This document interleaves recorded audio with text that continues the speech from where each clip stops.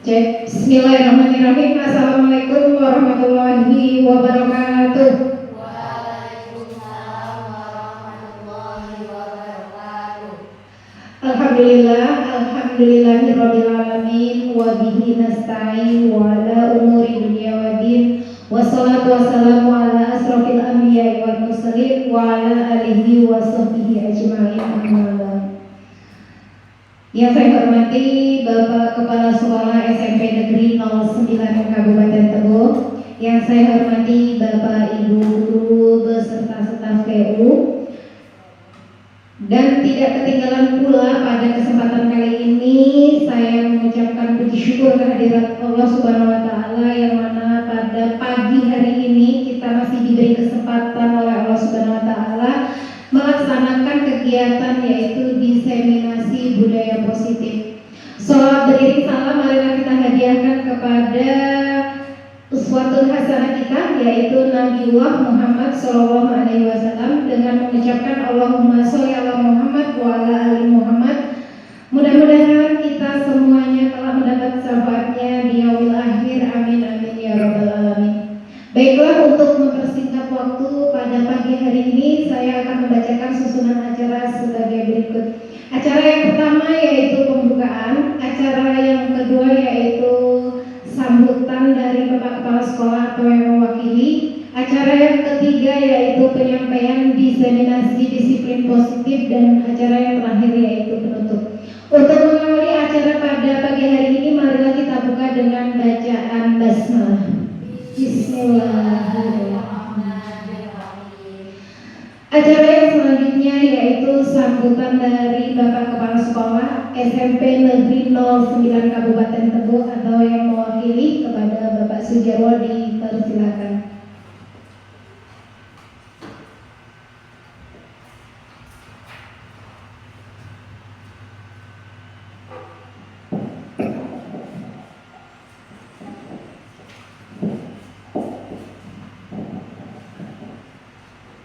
Assalamualaikum warahmatullahi wabarakatuh. Waalaikumsalam warahmatullahi wabarakatuh. Yang saya hormati Bapak calon guru penggerak angkatan 11 Kabupaten Tebo. Yang saya hormati Bapak dan Ibu guru SMP Negeri 9 Tebo. Pertama dan utama mari kita panjatkan puji syukur kehadirat Allah Subhanahu wa taala yang telah memberikan kita nikmat sehat, sehingga pada kesempatan hari ini kita masih bisa mengikuti kegiatan yaitu diseminasi budaya positif. Untuk itu marilah kita ucapkan lafal hamdalah bersama-sama. Alhamdulillahirabbil alamin. Salawat dan salam tak lupa kita haturkan ke pundak junjungan kita Nabi besar Muhammad SAW, dengan ucapan Allahumma sholli ala sayyidina Muhammad wa ala ali sayyidina Muhammad, yang telah membawa umatnya dari zaman kebodohan ke zaman yang penuh dengan ilmu pengetahuan yang kita rasakan pada saat ini. Dan semoga kita kelak semua mendapatkan syafaatnya. Amin Allahumma amin. Bapak Ibu guru SMP Negeri 9 Tebo serta calon guru penggerak angkatan 11 SMP 9 Kabupaten Tebo yang saya hormati, di sini saya mewakili Bapak Kepala Sekolah.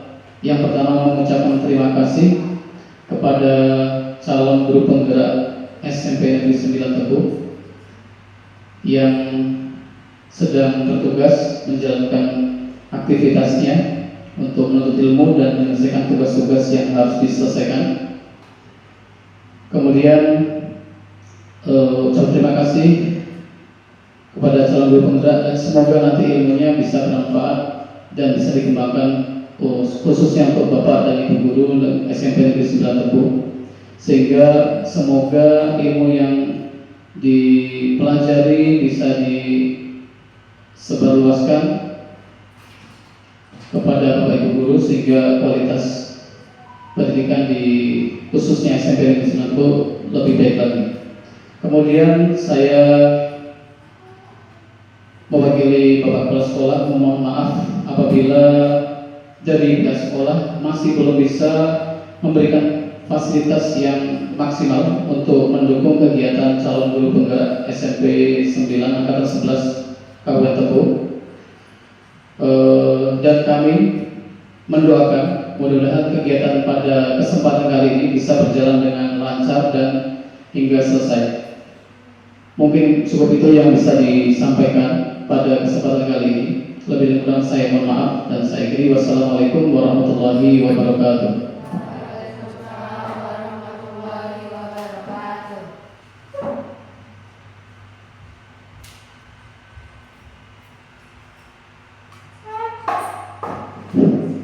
Terima kasih kepada Bapak Sujarwo. Acara yang ketiga yaitu penyampaian diseminasi budaya positif oleh Bapak Saparudin SPDI, calon guru penggerak angkatan 11. Kepada beliau disilakan.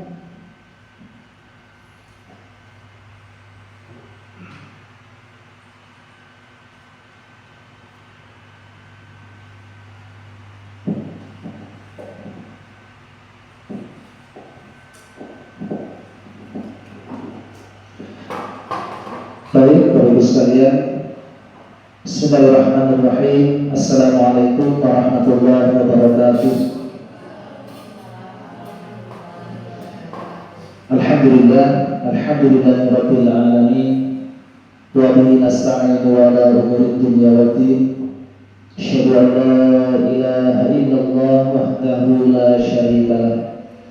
Wa asyhadu anna Muhammadan 'abduhu wa rasuluhu la nabiyya ba'dahu.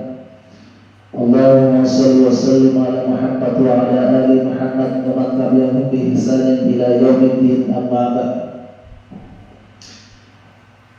Yang saya hormati Bapak Kepala Sekolah SMP Negeri 09 Kabupaten Tebo, yang saya hormati Bapak Ibu Majelis Guru serta staf PU yang alhamdulillah dapat hadir pada pagi hari ini dalam kegiatan diseminasi budaya positif, yang mana kami di sini adalah calon guru penggerak. Bapak Ibu sekalian, di dalam pendidikan ini banyak sekali tugas-tugas yang harus kami selesaikan, kemudian banyak proses juga yang harus kami lalui, dan ini adalah salah satu dari proses yang harus kami tempuh, yaitu diseminasi penyampaian budaya positif. Dan masih banyak sekali Bapak Ibu sekalian tugas-tugas yang harus kami selesaikan untuk menyelesaikan calon guru penggerak, yang mana pendidikan ini kurang lebih sekitar setengah tahun.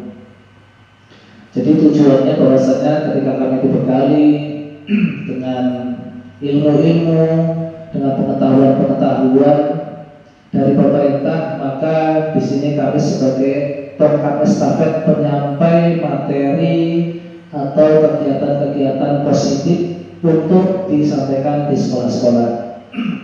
Jadi di sini Bapak Ibu sekalian, kami mohon maaf, bukan berarti di sini nanti kami yang menyampaikan. Kemudian kami di sini, Bapak Ibu sekalian, tidak benar seperti itu Bapak Ibu sekalian, bahwasanya kami di sini dalam proses menyelesaikan tugas kami sebagai calon guru penggerak supaya nanti kami bisa selesai dan menyandang sebagai seorang guru penggerak, dan insya Allah ilmunya akan sama-sama kita terapkan di sekolah kita, dan mudah-mudahan ini juga akan menjadi ilmu yang lebih baik atau ilmu yang bermanfaat yang bisa kita kembangkan di sekolah kita. Selanjutnya Bapak Ibu sekalian, mari sama-sama sholawat dan salam kita curahkan kepada junjungan kita Nabi Muhammad sallallahu alaihi wasallam. Mudah-mudahan kita kelak di yaumil qiyamah mendapatkan syafaat dari beliau Rasulullah sallallahu alaihi wasallam. Amin ya rabbal alamin. Baik Bapak Ibu sekalian, di sini kami akan menyampaikan tugas kami yang harus kami selesaikan setelah kami rancang, kemudian kami buat sedemikian rupa. Maka ini adalah salah satu proses penyampaian dari disiplin positif atau aksi nyata dari tugas modul 1.4 yang harus disampaikan ke sekolah.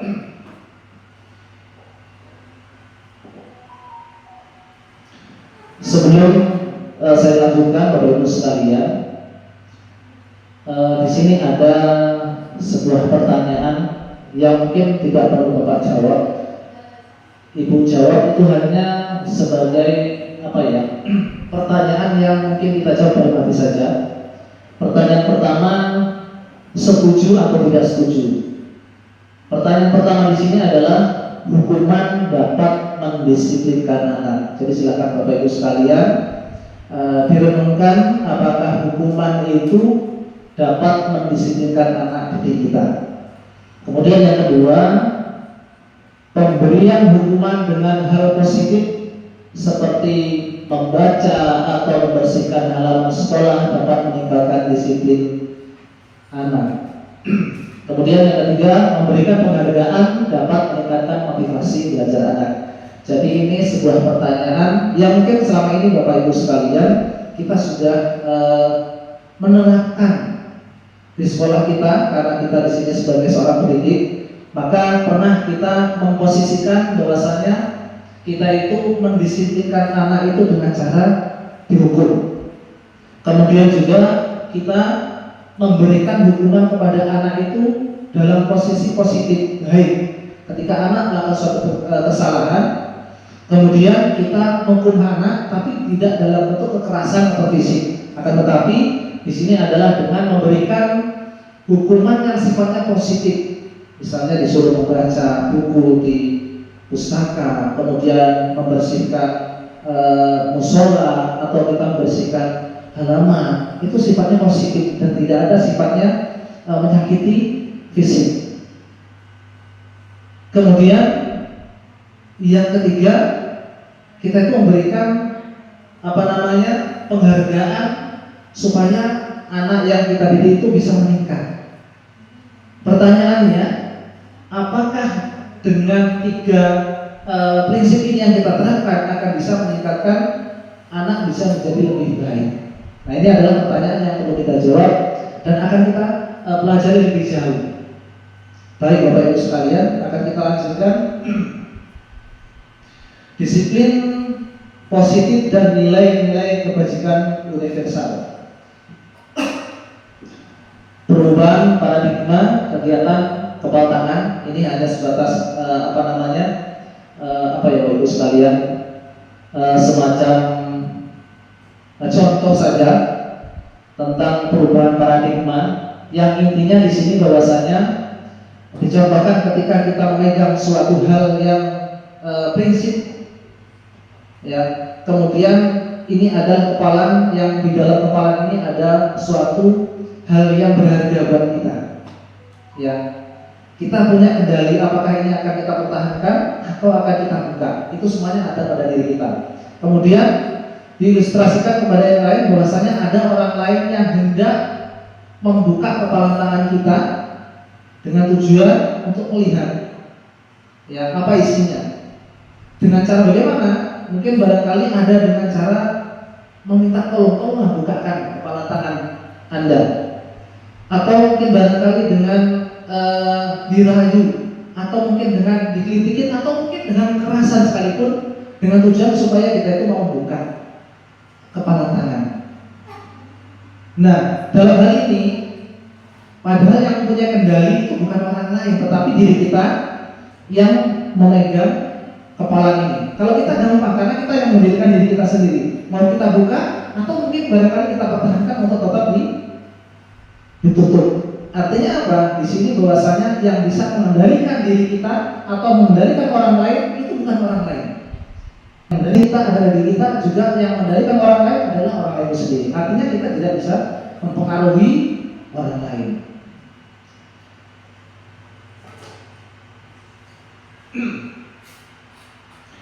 Kemudian di sini ada perubahan paradigma teori kontrol atau teori pilihan ilusi kontrol.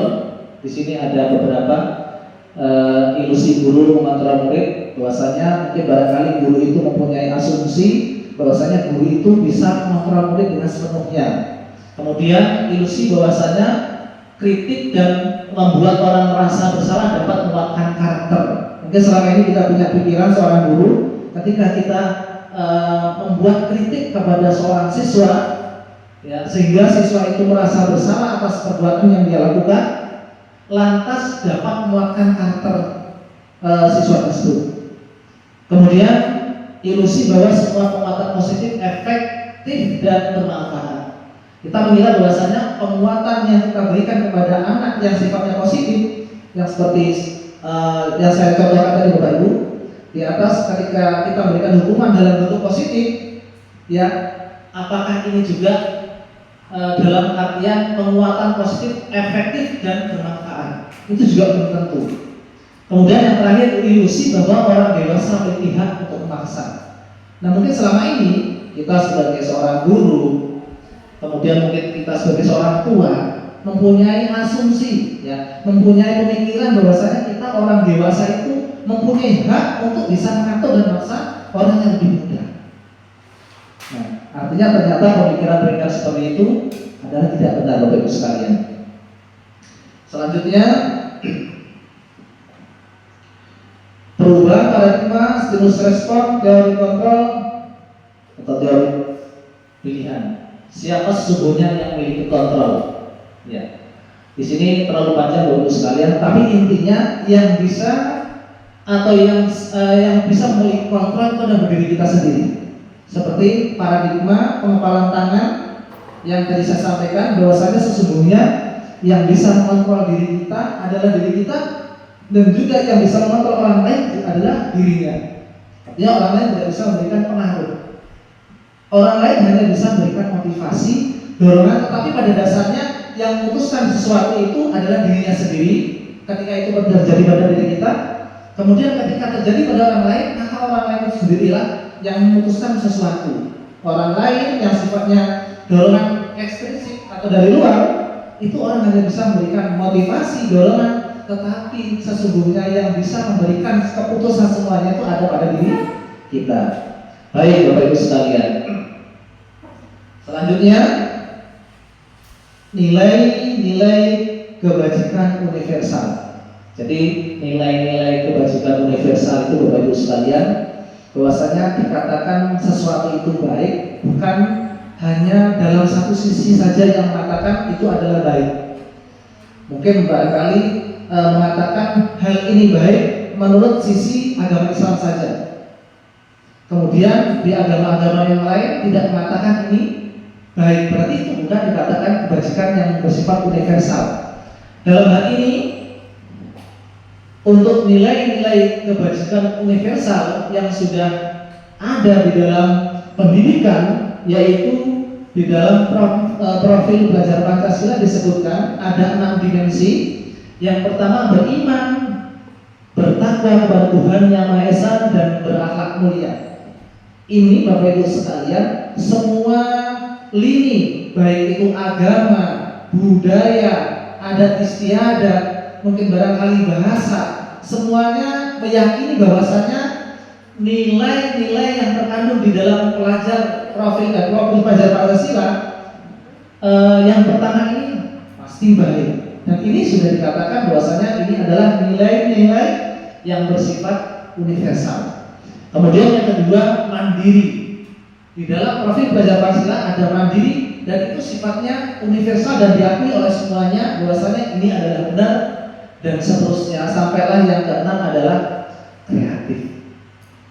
Demikian Bapak Ibu sekalian, artinya nilai yang sifatnya universal itu diakui oleh semua kalangan bahwasanya kebajikan itu yang benar adanya.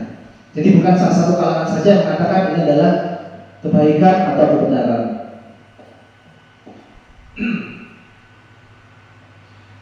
Baik Bapak Ibu sekalian, memasuki yang selanjutnya adalah teori, motivasi, hukuman, dan penghargaan serta restitusi. Nanti akan kita pelajari apa itu motivasi, hukuman, dan seterusnya.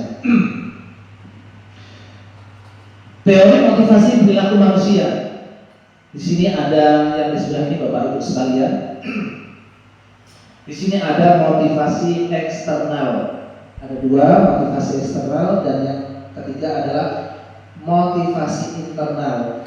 Ini kaitannya dengan yang saya sampaikan tadi bahwasanya yang eksternal ini adalah motivasi dari luar, bukan dari dalam diri kita. Dan yang terakhir ini adalah motivasi internal, memang motivasi yang ada pada diri kita. Kita lihat yang pertama, motivasi eksternal dari luar untuk menghindari ketidaknyamanan atau hukuman. Ini yang pertama, untuk menghindari ketidaknyamanan atau hukuman. Pertanyaannya, apakah yang akan terjadi apabila saya tidak melakukannya? Berarti ketika kita melakukan yang ini, berarti itu ada dorongan dari luar yang sifatnya eksternal. Kita melakukan karena ada dorongan dari luar. Kemudian yang kedua, untuk mendapatkan imbalan dari orang lain atau institusi. Artinya kita melakukan sesuatu itu, di sini pertanyaannya, apa yang akan saya dapatkan apabila saya melakukannya? Artinya apa? Kita berbuat itu karena ada motivasi yang akan kita dapatkan dari luar, dari orang lain. Karena kita melakukan karena ingin mendapatkan imbalan atau hadiah dari orang lain. Kemudian ini yang berbeda dari yang dua. Ini adalah motivasi internal atau dalam diri kita. Apa itu? Untuk menghargai diri sendiri. Untuk menghargai diri sendiri itu timbul di dalam diri kita. Pertanyaannya bagaimana? Saya akan menjadi orang yang seperti apa bila saya melakukannya? Berarti itu adalah motivasi memang dari dalam. Jadi kita melakukan sesuatu itu bukan karena kita mendapatkan sesuatu imbalan, atau mungkin barangkali ketika kita tidak akan melakukan itu akan mendapatkan sesuatu dari yang lainnya, atau dalam bentuk hukuman atau yang lainnya. Nah, ini yang benar adalah motivasi yang sifatnya internal di dalam diri kita. Jadi di dalam diri kita itu ada nilai-nilai kebaikan atau kebajikan yang memang motivasi itu timbul di dalam diri kita. Baik, Bapak Ibu sekalian, kita lanjutkan. Kali ini sudah selesai kita dengar tentang diajar Dewantara, Bapak proklamator kita.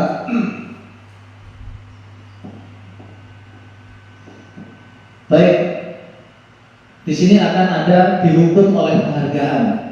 Ya. Yang pertama, penghargaan menurunkan kualitas.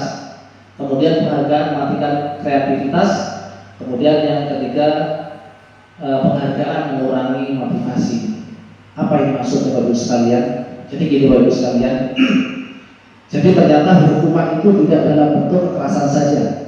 Jadi ada dihukum oleh penghargaan. Ternyata penghargaan yang kita berikan kepada kita itu tidak semuanya cenderung untuk hal yang positif, untuk kebaikan tidak. Ternyata sesuatu yang kita lakukan dalam hal ini adalah positif menurut pandang kita.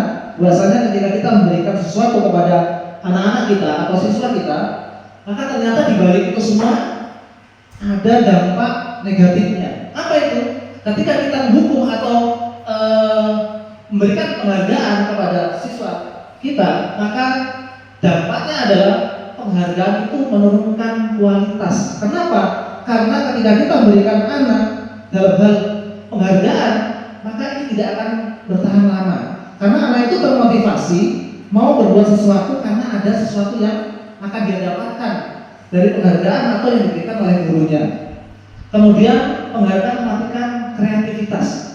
Jadi anak itu tidak berkembang. Harusnya ketika anak itu mempunyai kreativitas timbul dari dalam dirinya, maka itu akan lebih baik. Tetapi anak itu termotivasi melakukan suatu kreativitas karena ada yang dia dapatkan atau penghargaan yang akan dia dapatkan, maka ini sifatnya juga akan sementara Bapak Ibu sekalian, tidak akan lama.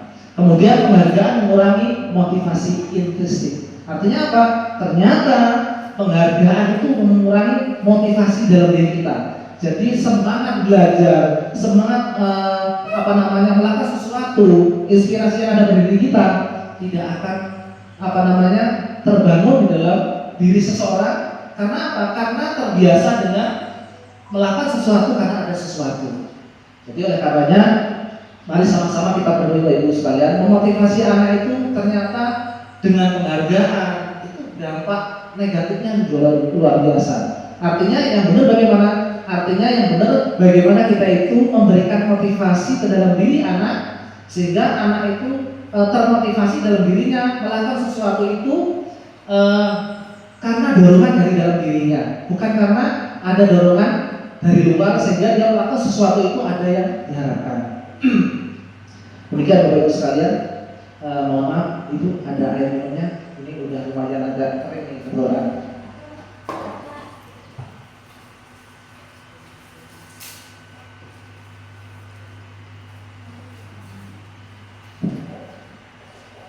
Terima kasih, Bapak Ibu silakan sambil diminum.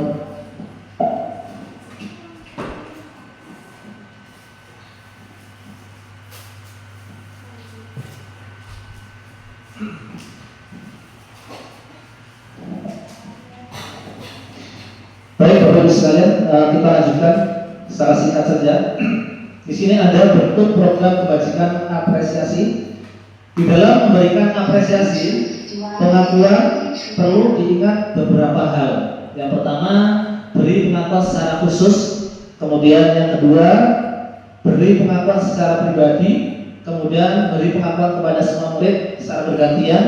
Kemudian beri pengakuan secara konsisten dan beri fokus pada proses. Kita lanjut Bapak sekalian. Nah, ini kita sama-sama lihat Bapak Ibu tindakan guru. Ayo kita sama-sama kita lihat. Yang pertama, ketika seseorang siswa atau anak kita melakukan suatu kesalahan, maka bila guru melakukan misalnya mencatat 100 kali di dalam buku kalimat saya tidak akan terlambat lagi karena terlambat ke sekolah. Maksudnya gini, ketika anak kita terlambat sekolah, kemudian kita sebagai seorang guru, kemudian anak disuruh mencatat 100 kali tentang saya tidak akan terlambat lagi. Ini dalam bentuk apa Bapak Ibu sekalian? Kalau misalnya kita tidak melihat di sini, dalam bentuk hukuman atau sebuah konsekuensi? Iya. Kalau seperti ini berarti dalam bentuk hukuman.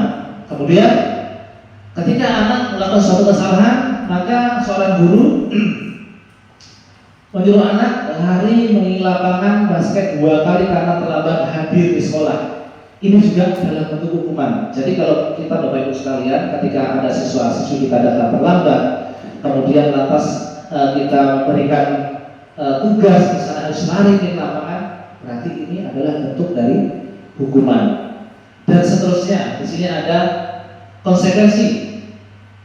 Misalnya menggantikan kertas tugas teman yang telah dicoret-coret, atau ada teman sekolahnya mencoret tugas siswa yang lainnya atau yang lainnya, kemudian seorang guru itu atau kita menyuruh anak itu mengganti, maka itu sifatnya adalah sebuah konsekuensi.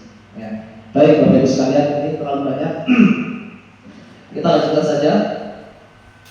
Sekarang secara singkat kita harus mengetahui perbedaan antara hukuman dan konsekuensi. Jadi ternyata berbeda hukuman dan konsekuensi. Kalau hukuman biasanya selalu identik dengan menyakiti. Kalau ada menyakiti itu juga dalam bentuk fisik, misalnya kita mencubit atau kita memukul, walaupun pukulan itu tidak pukulan yang sifatnya melukai, tapi itu sifatnya adalah hukuman, baik itu fisik ataupun menyakiti hati. Itu bentuk hukuman. Kemudian kalau konsekuensi itu sesuatu hal yang harus terjadi. Misalnya ini, ketika anak kita datang terlambat, maka konsekuensinya ketika dia datang terlambat, maka materi harus ketinggalan atau dia tidak boleh masuk kelas. Itu sebuah konsekuensi. Tapi kalau hukuman, ketika terlambat datang, lari ke lapangan atau melakukan sesuatu dalam bentuk fisik, pukul atau segala macam, nah ini adalah hukuman. Baik Bapak Ibu sekalian, yang pada dasarnya yang ke bawah itu sama saja. Kita lanjutkan saja. Kemudian yang selanjutnya, apa itu restitusi? Nah, restitusi ini adalah yang harus kita jalankan Bapak Ibu, supaya anak-anak kita ketika melakukan kesalahan, insya Allah dengan restitusi ini dia tidak akan mengulangi hal-hal yang negatif, kecuali mungkin ada hal sebab yang bisa dipertanggungjawabkan. Restitusi adalah proses menciptakan kondisi bagi murid untuk memperbaiki kesalahan mereka sehingga mereka bisa kembali pada kelompok mereka dengan karakter yang lebih kuat. Restitusi juga merupakan proses kolaboratif yang mengajarkan murid untuk mencari solusi untuk masalah mereka dan membantu murid berpikir tentang orang seperti apa yang mereka inginkan atau tujuan mulia dan bagaimana mereka harus memperlakukan orang lain. Jadi di restitusi ini ketika seorang siswa melakukan suatu kesalahan, maka tidak langsung kita vonis anak itu salah. Tetapi ketika anak itu melakukan suatu kesalahan, maka kita untuk mencoba anak itu sendiri menyelesaikan masalah itu. Ketika anak itu melakukan kesalahan, maka kira-kira apa atau solusi apa yang dilakukan anak itu sendiri terhadap masalah yang dia lakukan. Artinya anak dituntut untuk bagaimana dia bisa bersikap lebih dewasa supaya apa? Hal yang sering dia lakukan atau yang sudah dilakukan tidak diulang lagi. Dengan apa? Dengan kita berikan tawaran solusi apa yang kira-kira kamu bisa lakukan ketika masalah ini terjadi pada diri kalian sendiri. Mungkin barangkali ketika datang terlambat, maka kasih solusi di mana solusinya supaya kamu tidak terlambat. Maka anak akan mencari solusi sendiri. Bagaimana dia berpikir mencari jalan solusi supaya dia tidak terlambat. Jadi demikian Bapak sekalian. Kita lanjut. Kemudian ciri-ciri restitusi ini ada banyak Bapak sekalian. Ada bukan untuk menebus kesalahan, memperbaiki hubungan, tawaran bukan paksaan. Kemudian restitusi kebutuhan dasar yang mendasari tindakan. Ini insya Allah kita semuanya paham Bapak Ibu sekalian. Kita lanjutkan. Keyakinan kelas. Ya, di sini ada mengapa tidak peraturan saja, mengapa harus keyakinan kelas. Di sini ada beberapa pertanyaan, mengapa kita memiliki peraturan harus menggunakan helm? Ya, karena memakai helm itu semata-mata bukan karena untuk menghindari hukuman, tetapi memang kebajikannya di sana adalah menjaga keselamatan diri kita. Kemudian mengapa kita memiliki memiliki peraturan 3M, menggunakan masker, kemudian mencuci tangan, itu tujuannya apa? Untuk menjaga kesehatan. Jadi ada nilai-nilai positif tentang peraturan yang kita berkeyakinan di dalam kelas. Baik Bapak Ibu sekalian, kita lanjutkan.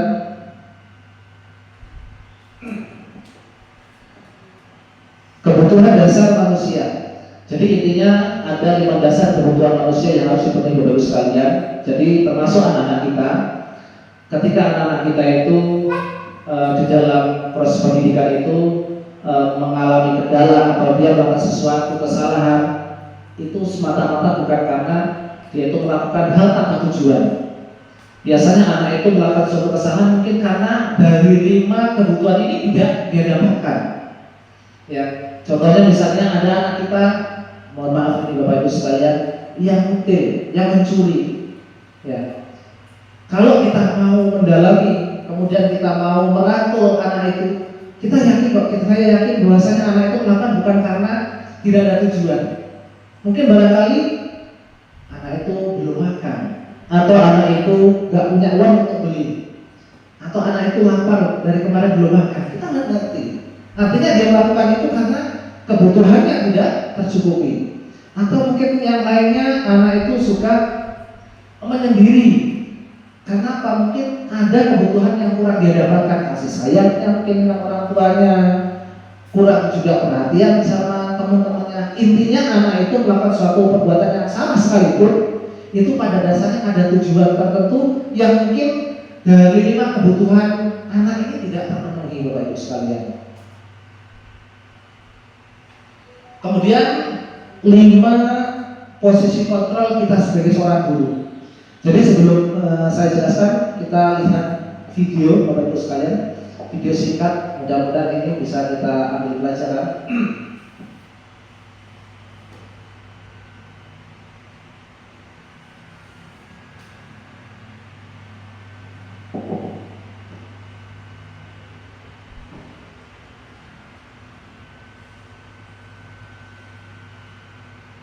The Bluetooth device is ready to pair.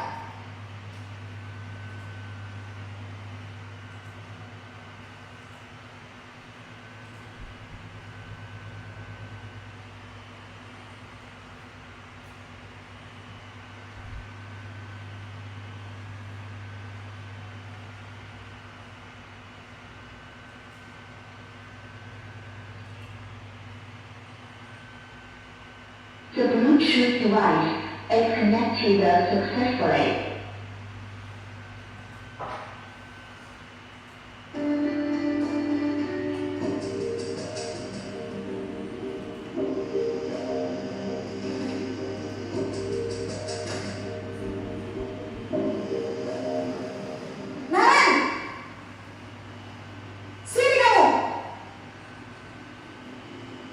Selamat pagi, Bu. Selalu terlambat. Kamu deh, pasti terlambat. Maaf, Bu. Saya Apa? Apa coba? Alasan kamu apa lagi? Kapan sih kamu tidak terlambat? Malah The Bluetooth device is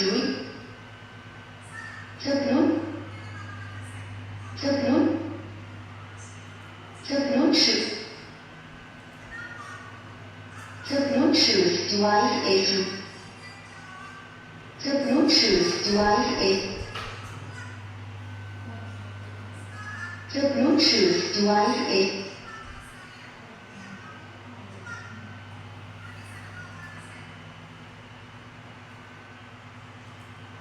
Mohon maaf Bapak Ibu sekalian, kita lihat videonya saja ya, karena baterainya ini sepertinya drop. Kita lanjutkan lihat, saya kuatkan suaranya.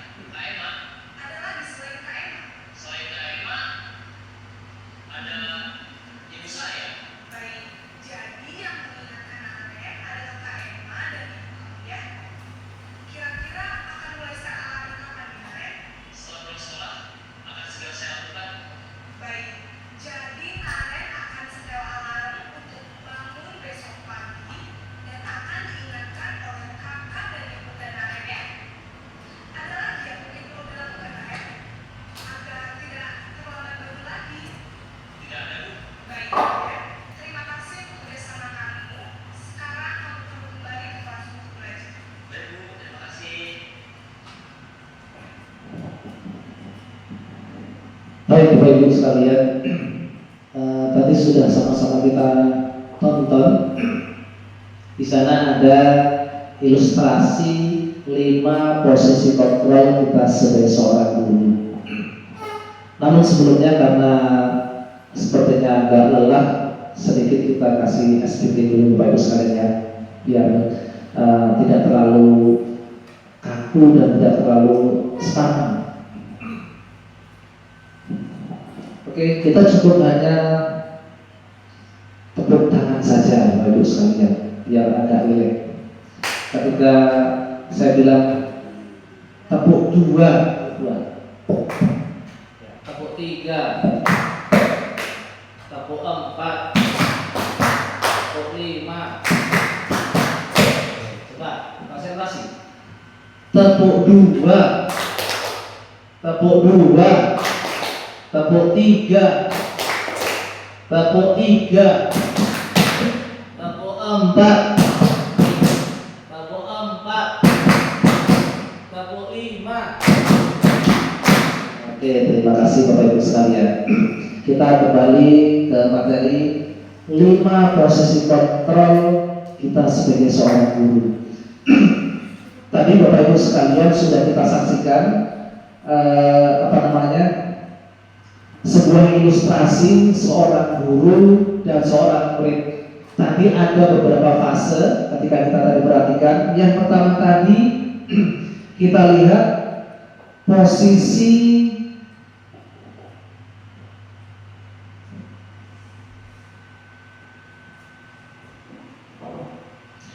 sebagai seorang penghukum. Jadi ketika kita sebagai seorang guru, yang pertama tadi adalah ketika anak terlambat, maka kita memposisikan sebagai seorang guru adalah menghukum anak. Langsung kita hukum anak tersebut. Kemudian yang kedua tadi, kita sebagai seorang guru sebagai apa tadi? Teman ya. Ya, sebagai teman, bagaimana kita itu menjadikan anak itu teman, sehingga ketika anak melakukan kesalahan mereka tidak merasa tertekan, ya, tidak terlalu tertekan, sehingga anak bisa memperbaiki kesalahannya. Dan kemudian lagi ada lagi yang terakhir tadi, karena waktu sudah terlalu mepet Bapak Ibu sekalian, yang intinya dari 5 kontrol seorang guru, maka yang paling tepat adalah, walaupun kita sudah melakukan yang pertama, kedua, ketiga, keempat, maka yang paling tepat adalah 5 posisi kontrol yang nomor 5. Kita adalah sebagai seorang manajer, yang mana ketika seorang siswa itu melakukan kesalahan, ayo kita rangkul, kemudian kita tanyakan, kenapa kok kamu melakukan kesalahan ini? Kemudian kita tanyakan kepada anak tersebut keyakinan kelas yang bagaimana yang sudah kita sepakati. Termasuk misalnya masuk sekolah jam 7.30, kemudian anak itu masuk jam 8. Apakah anak itu sudah menerapkan keyakinan kelas sesuai yang sudah ditetapkan?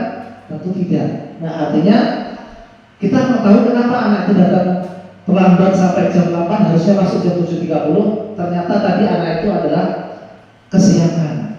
Nah, dengan masalah kesiangan tersebut, maka seorang guru sebagai manajer memberikan solusi bagaimana anak itu tidak mengulangi kesalahan itu dengan tidur kesiangan, bangun kesiangan. Jadi dengan apa? Dengan menghidupkan alarm, dengan minta orang yang ada di sekitar, kakaknya, orang tuanya, ada upaya supaya anak tersebut tidak datang terlambat. Demikian Bapak Ibu sekalian. Kita lanjutkan.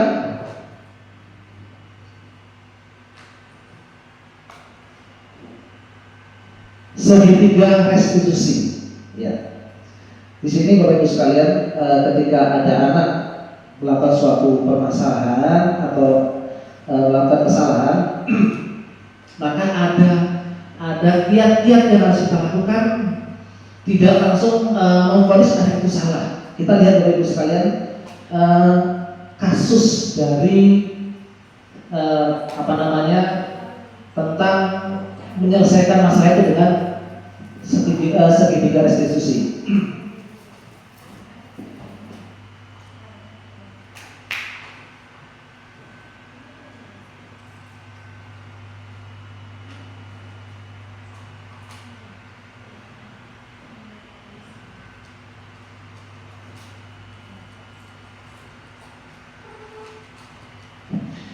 Nah ini Bapak sekalian, jadi ini ilustrasi kasus satu.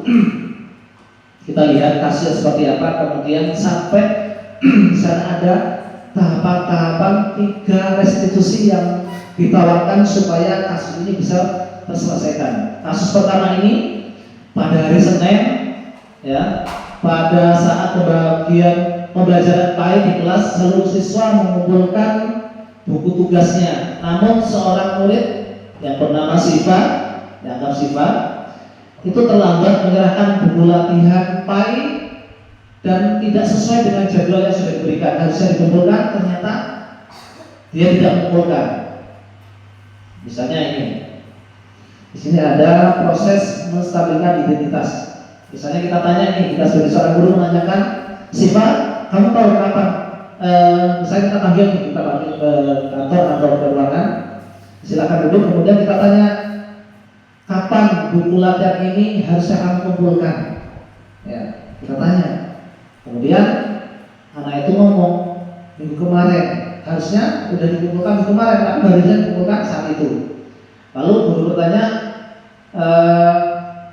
Siva, kesepakatan kita kapan kita harus kumpulkan buku latihan tersebut?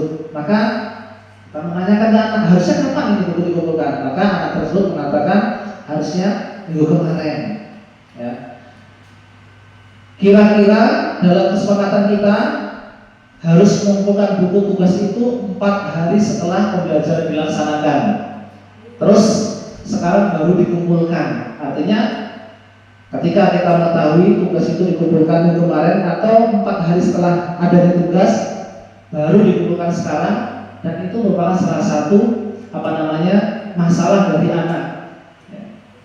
Kemudian seorang guru tidak menyalahkan anak tersebut, bagus sekalian. Ketika anak terlambat, tidak langsung aku salah, kenapa segala macam. Jadi supaya anak itu tidak merasa bersalah, maka mengatakan yang namanya manusia itu biasa melakukan kesalahan. Bapak juga dulu pernah melakukan hal yang sama, ya. Jadi kita tidak menyalahkan anak tersebut. Jadi anak merasa dia tidak merasa dikecilkan atau tidak merasa dihukum, tapi anak walaupun salah, tapi dia tidak merasa bersalah, tapi upayanya bagaimana dia bisa memperbaiki kesalahannya. Kemudian di sini ada validasi tindakan yang salah. Guru menanyakan, nah kira-kira pasti Siva ada alasan atau alasan apa sehingga Siva itu terlambat mengumpulkan tugas. Maka di sini Siva menjawab, saya keteteran dalam membagi waktu, ya, karena kegiatan di luar sekolah banyak dan menyita waktunya sehingga terlambat mengumpulkan tugas. Artinya bagus sekalian, ini jelas di dalam validasi tindakan salah bahwasanya memang anak itu salah, tetapi kita ingin mengetahui apa sih penyebabnya kok kamu datang masalah lambat mengumpulkan tugas. Ternyata alasannya dia saking banyaknya tugas kegiatan di luar sekolah sehingga keteteran, tugasnya tidak bisa dikumpulkan pada waktu. Selanjutnya di sini masih panjang bagus sekalian, kita lihat videonya saja.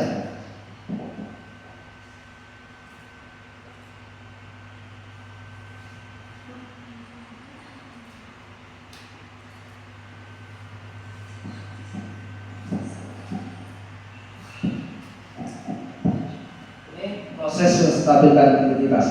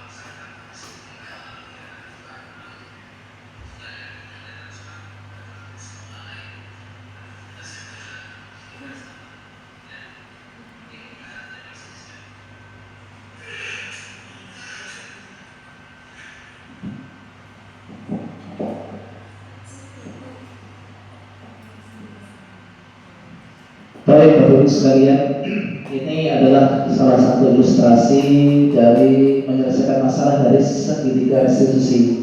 Artinya sekali lagi Bapak Ibu sekalian, ketika ada anak yang melakukan kesalahan, jadi tidak langsung kita memvonis bahwasanya anak itu salah, tetapi yang lebih penting adalah mencari solusi bagaimana anak itu yang pada akhirnya tidak mengulang kesalahan dan memperbaiki kesalahan yang dia lakukan.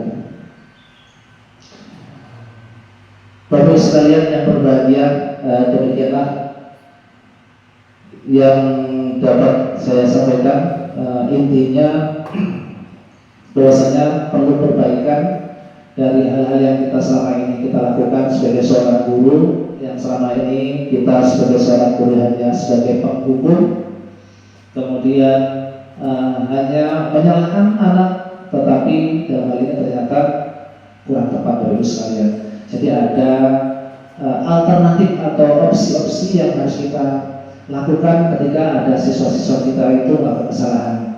Ya, kita melakukan diri kita sebagai penghukum atau apa, tapi yang terpenting kita sebagai seorang guru adalah bagaimana kita itu bisa menjadikan anak-anak kita itu selalu termotivasi. Kemudian nanti Bapak sekalian, untuk bagaimana anak-anak kita itu semangat, kita sebagai seorang guru juga harus bisa memberikan contoh tauladan yang baik, yang mana anak itu bisa termotivasi dari kita sebagai seorang guru, atau tadi saya sampaikan ada motivasi internal dari anak tersebut bisa dilakukan ketika melihat gurunya itu yang pertama adalah rajin, disiplin, kemudian memberikan contoh-contoh yang baik, sehingga apa? Anak secara tidak langsung diberikan contoh motivasi bagaimana anak itu bisa berbuat bertingkah laku, disiplin, seperti halnya gurunya memberikan contoh kepada kita. Oleh karenanya Bapak Ibu sekalian, karena di sini adalah tanggung jawab kita sebagai seorang guru untuk mengantarkan anak kita, maka ayo kita siapkan. Mulai dari diri kita, siapkan dari diri kita, bagaimana kita bisa menjadi seorang guru yang baik, bisa menjadikan guru tauladan. Terutama kita adalah sebagai tonggak bagaimana bisa menjawab tantangan ke depan negara kita adalah mereka anak-anak kita. Mari sama-sama kita siapkan generasi penerus bangsa kita, Bapak Ibu sekalian, dengan cara yang pertama kita mulai dari diri kita. Siapkan diri kita, bekali diri kita. Kemudian setelah merasa kita cukup apa yang kita dapatkan, maka baru kita kembangkan apa yang kita punya kepada anak-anak kita. Dengan harapan apa? Karena mereka lah tongkat estafet yang akan meneruskan generasi perjuangan para orang-orang tua kita, termasuk diri kita. Untuk saat ini kita yang akan menyampaikan tongkat estafet kepada anak-anak kita. Suatu ketika nanti maka anak-anak kita lah yang kita bekali, yang akan mereka meneruskan tongkat estafet pendidikan kepada anak-anak mereka generasi penerusnya. Lantas pertanyaannya, kalau sekarang kita tidak siapkan diri kita memberikan yang terbaik, memberikan motivasi, memberikan ilmu yang cukup kepada mereka anak-anak kita. Lantas bagaimana mereka nanti akan berikan atau meneruskan tongkat pendidikan pada generasi selanjutnya. Oleh karenanya, mari sama-sama Bapak Ibu sekalian, tidak ada kata terlambat untuk kita saling belajar, berbagi, berkolaborasi untuk meningkatkan pendidikan kita untuk lebih baik. Mulai dari diri kita, kemudian berkolaborasi kepada teman-teman kita, bersama-sama kita bisa. Bersama-sama kita bisa mewujudkan generasi yang siap untuk menyongsong masa depan negara kita yang sangat canggih. Bapak Ibu sekalian yang berbahagia, demikian yang dapat saya sampaikan.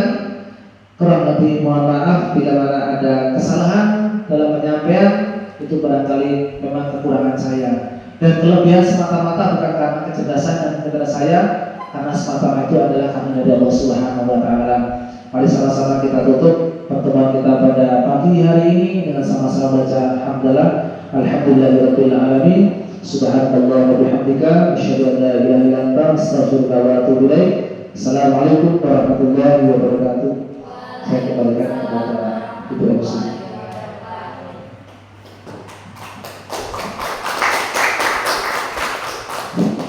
Terima kasih kepada Bapak Safarudin SPDI, calon guru penggerak angkatan 11. Bapak Ibu sekalian, mudah-mudahan apa yang disampaikan Bapak Safarudin tadi dapat kita aplikasikan di sekolah kita dan untuk memajukan sekolah kita.